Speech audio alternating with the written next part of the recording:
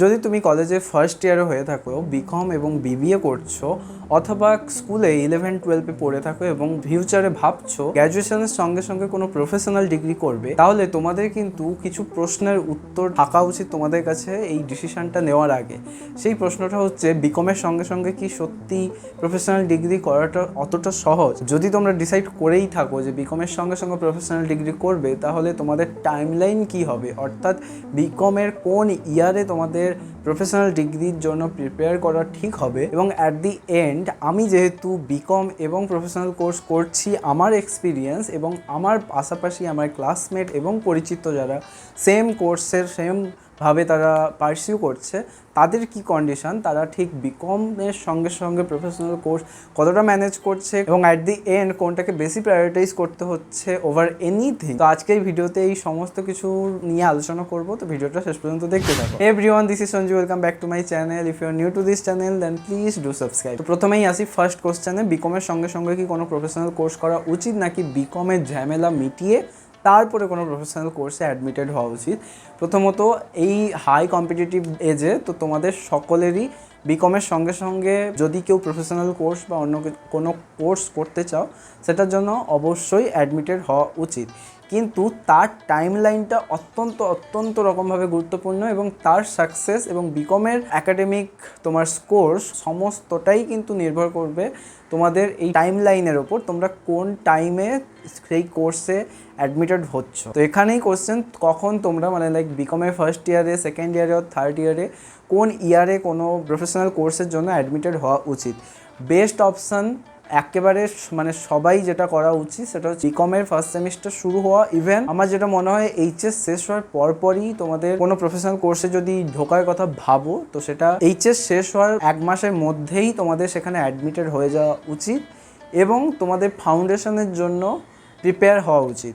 সেক্ষেত্রে কি হবে, তোমাদের বিকমের ফার্স্ট সেমিস্টার কমপ্লিট হওয়ার আগেই কিন্তু তোমাদের ফাউন্ডেশনটা কমপ্লিট হয়ে যাবে, যেটা একটা বিশাল বড় অ্যাডভান্টেজ। কারণ বিকমের সেকেন্ড সেমিস্টার থেকে প্রায় 6 সেমিস্টারে যা চ্যাপ্টার আছে, যা সমস্ত পড়া আছে, সেটা পুরোটাই তোমাদের ইন্টারের কমপ্লিট হবে। তোমাদের সিএ বা সিএমএ বা CSA most of the cases সেখানে তোমাদের ইন্টারের যা সাবজেক্টগুলো থাকবে সেগুলো সেকেন্ড সেমিস্টার টু 6 সেমিস্টার পর্যন্ত কভার আপ হবে।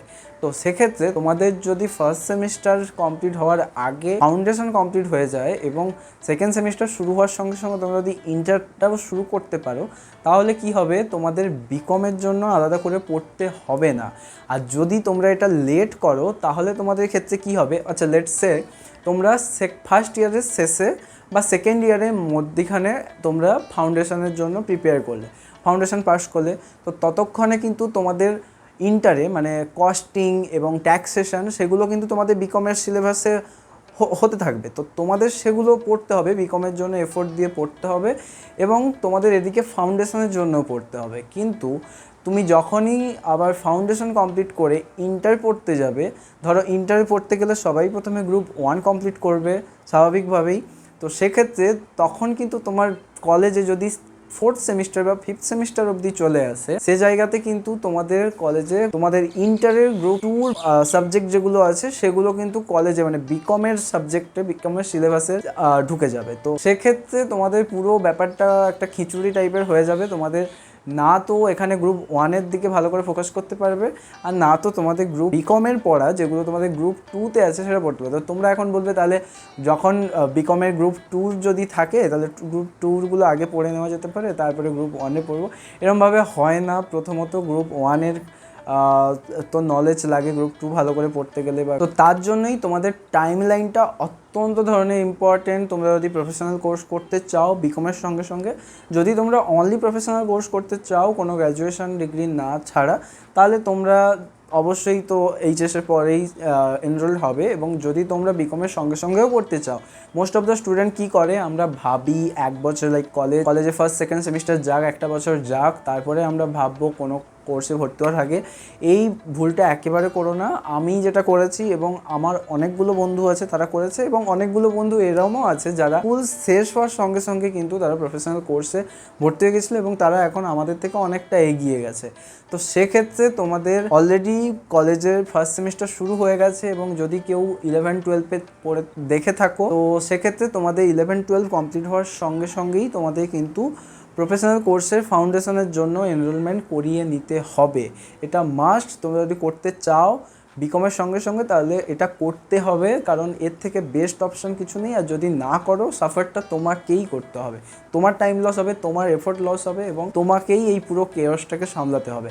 আর যদি মনে হয় অলরেডি বিকমের সেকেন্ড ইয়ারের একদম শেষে চলে এসেছো বা সেকেন্ড ইয়ার কমপ্লিট হতে চলেছে, তো সেক্ষেত্রে বলবো একেবারে third year fourth year complete করেই কোনো প্রফেশনাল কোর্সে অ্যাডমিটেড হওয়াটা আমার মনে হয় যুক্তিযুক্ত। কারণ সেক্ষেত্রে পুরো তোমরা সরাসরি ইন্টারে গিয়ে ভর্তি হবে এবং তোমাদের এই পুরো কেয়সটা কলেজের সঙ্গে সঙ্গে প্রফেশনাল কোর্সের কেয়সটা সামলাতে হবে না। তো বোঝাতে পারলাম যে কলেজের সঙ্গে সঙ্গে অর্থাৎ বিকম বা বিবিএর সঙ্গে সঙ্গে যদি কেউ প্রফেশনাল কোর্স করতে চাও তাহলে ফার্স্ট সেমিস্টারের শুরুতেই একেবারে তোমরা যে কোর্সে এনরোল হতে চাইছো সেখানে এনরোল করিয়ে নাও এবং ফার্স্ট সেমিস্টারের এন্ডের মধ্যে তোমাদের ফাউন্ডেশনটা কমপ্লিট করে ফেলো। তাহলে তোমরা ইন্টার সেকেন্ড সেমিস্টার থেকে প্রিপেয়ার হতে পারবে এবং সেখানে তোমরা একটা অর্থাৎ প্রফেশনাল কোর্সটাকেই ভালো করে পড়লে তোমাদের বিকমের পুরো কভার আপ হয়ে যাবে। তাহলে বিকমের জন্য আবার এফোর্ট দিয়ে এক্সট্রা করে পড়তে হবে না। আর যদি সেটা না করো তাহলে তোমাদের বিকমের জন্যও পড়তে হবে, কারণ তোমাদের বিকমের সিলেবাস আগে দৌড়বে, তারপরে তোমাদের ইন্টারে যদি ভর্তি হও তারপরে তোমাদের ইন্টারের পড়া স্টার্ট হবে। সেক্ষেত্রে কী হবে, তোমাদের দুটোকে আলাদা আলাদাভাবে পড়তে হবে। একই সাবজেক্ট একবার বিকমের জন্য পড়তে হবে, একবার ইন্টারের জন্য পড়তে হবে, অর্থাৎ তোমাদের এফোর্টটা ডবল হবে কিন্তু রেজাল্ট আলটিমেটলি সেমই আসবে, কিছুই লাভ হবে না। এবারে আসি আমার এক্সপিরিয়েন্সের কথা এবং আমার পাশাপাশি কিছু বন্ধুদের তোমাদের এক্সাম্পল দিলে তোমরা বুঝতে পারবে যে ব্যাপারটা এখন অতটা শুনতে হয়তো মনে হচ্ছে না ঠিক ম্যানেজ করে নেব, আমার হয়ে যাবে, আমি পেরে যাব। তা তোমরা তখনই বুঝতে পারবে যে ব্যাপারটা আসলে কতটা টাফ এবং কতটা প্রবলেমেটিক হয়ে যেতে পারে পরবর্তীকালে যদি তোমরা এখনই ডিসিশান না নাও। যদি ভাবো ডিসিশান নিতে পারছি না, ভাই একটা ডিসিশান নিতে কত সময় কত দিন লাগে, একটা সপ্তাহ 2 সপ্তাহ ভাবো, রিসার্চ করো, সিনিয়রদের জুনিয়রদের সঙ্গে কথা বলো, যা ইচ্ছে করো, অনলাইনে পুরো সার্চ করো, সব কিছু যা ইচ্ছে করো। বাট তোমরা যদি চাও কোনো প্রফেশনাল কোর্সে ঢুকতে, আর আমিও চাই তোমরা ভালোভাবে কোনো প্রফেশনাল কোর্সে পড়াশুনো করো অ্যাজ এ মেন্টর, তো সেক্ষেত্রে তোমাদেরকে বলবো যে অতি অবশ্যই ফার্স্ট সেমিস্টারে যারা এই নতুন ইয়ার মানে নতুন 2026-7 তোমরা গ্র্যাজুয়েশনে ভর্তি হয়েছো, তোমরা যদি কেউ চাও ইমিডিয়েটলি ভর্তি হয়ে যাও। তাহলে ডিসেম্বর টার্মে তোমরা এক্সাম দিতে পারবে। যদি সিএমএ দাও, যদি সিএ দাও তাহলে টার্মে দিতে পারবে, জানুয়ারি টার্মে দিতে পারবে বা সেপ্টেম্বরে দিতে পারবে, যেমনটা তোমরা প্রিপেয়ার করতে পারবে। হ্যাঁ, যেটা বলছিলাম যে এবারে আমার এক্সপিরিয়েন্স এবং আমার ফ্রেন্ডদের এক্সাম্পল তোমাকে দিই। আমার এক্সপিরিয়েন্সের ক্ষেত্রে বলবো আমিও ভুল করে এরকমই আনইনফর্মডভাবে ডিসিশন নিয়েছিলাম। আমি ফার্স্ট ইয়ারের শেষে গিয়ে অর্থাৎ সেকেন্ড সেমিস্টার কমপ্লিট হওয়ার পরে আমি আমার কোর্সে এনরোল্ড হয়েছি। সেখানে আমার ফাউন্ডেশন কমপ্লিট হতে হতে থার্ড সেমিস্টার কমপ্লিট, যখন ইন্টার চালু হয় তখন ফোর্থ সেমিস্টার শুরু হয়ে গেছে। তো সেক্ষেত্রে আমাকে থার্ড সেমিস্টারের সেকেন্ড সেমিস্টারের যেগুলো পড়তে হয়েছে সেগুলো অলরেডি ইন্টারে আছে। তো আমি কলেজে সেইগুলো পড়েছি, আবার ইন্টারে গিয়ে আবার সেগুলো পড়তে হচ্ছে, নিজেরও খুব বিরক্তিকর একটা ব্যাপার। এবং কলেজে তখন ফিফথ সেমিস্টার চলে এলো, ফোর্থ সেমিস্টার ফিফথ সেমিস্টার, তখন গ্রুপ 2-তে অর্থাৎ আমার ইন্টারের গ্রুপ 2-তে যে সাবজেক্টগুলো আছে সেগুলো আবার কলেজে সিলেবাসে এসে গেছে। তো সেক্ষেত্রে আমাকে দুটো দিক পড়তে হচ্ছে এবং আলটিমেটলি কোনো দিকটাই ঠিকঠাকভাবে হচ্ছে না, এরকম একটা ম্যাটার তৈরি হয়ে গেছে। তো সেক্ষেত্রে আমি আপাতত কলেজটা ঠিকঠাকভাবে কমপ্লিট করে নিয়েছি। তো এখন পালা প্রফেশনাল কোর্সের দিকে ভালোভাবে নজর দেওয়া। এটা আমার এক্সপিরিয়েন্স। আমার বন্ধুদের এক্সপিরিয়েন্স প্রথমে বলি, যারা সেম আমার মতো ভুল করেছিল তাদের একজনের তো ফিফথ সেমিস্টারেও দেওয়া হয়নি, সিক্স সেমিস্টারও দেওয়া হয়নি। ভাবো কলেজে তার ফিফথ সিক্স সেমিস্টার মানে 1 ইয়ার পুরো লস দিতে হয়েছে। তার উপরে আমাদের এই টার্মে আমাদের সিক্স সেমিস্টারে অর্থাৎ জুন মাসে, এই গত মাসেই জুন টার্মের যারা সিএমের জন্য করছিল স্পেসিফিক্যালি, তাদের আর আমাদের সিইউর এক্সাম ক্লাস করে গেছিলো সিক্স সেমিস্টারে। তো সেই নিয়ে অনেক বাওয়াল হয়েছিল, অনেকে মেসেজ করেছিল তুমি কোনো কিছু বলছো না, ভিডিও দিচ্ছ না অ্যাজ এ সিএমএ অ্যাসপিরেন্ট। তো আমিও তখন পরীক্ষার জন্য ব্যস্ত ছিলাম, ভিডিও দেওয়া হয়নি, সেটা আলাদা ব্যাপার। বাট এই সমস্যাগুলো ক্রিয়েট হবে। তো সেক্ষেত্রে এই রকম সমস্যা ক্রিয়েট হতে পারে তোমাদের যত দেরি করে প্রফেশনাল কোর্সে এনরোলড হবে। এবারে তাদের কথা বলি যারা একেবারে ফার্স্ট থেকে অর্থাৎ 12 শেষ হওয়ার পরপর থেকেই প্রফেশনাল কোর্সে অ্যাডমিটেড হয়ে গেছিলো, তাদের হচ্ছে একজনের ইন্টার কমপ্লিট হয়ে আর্টিকেলশিপ চলছে, আরও একজনের ইন্টার কমপ্লিট হয়ে আর্টিকেলশিপ কমপ্লিট একদম শেষের মাথায়। তো এরম দুজন আছে, একজন ফাইনাল দেবে এই ডিসেম্বরে।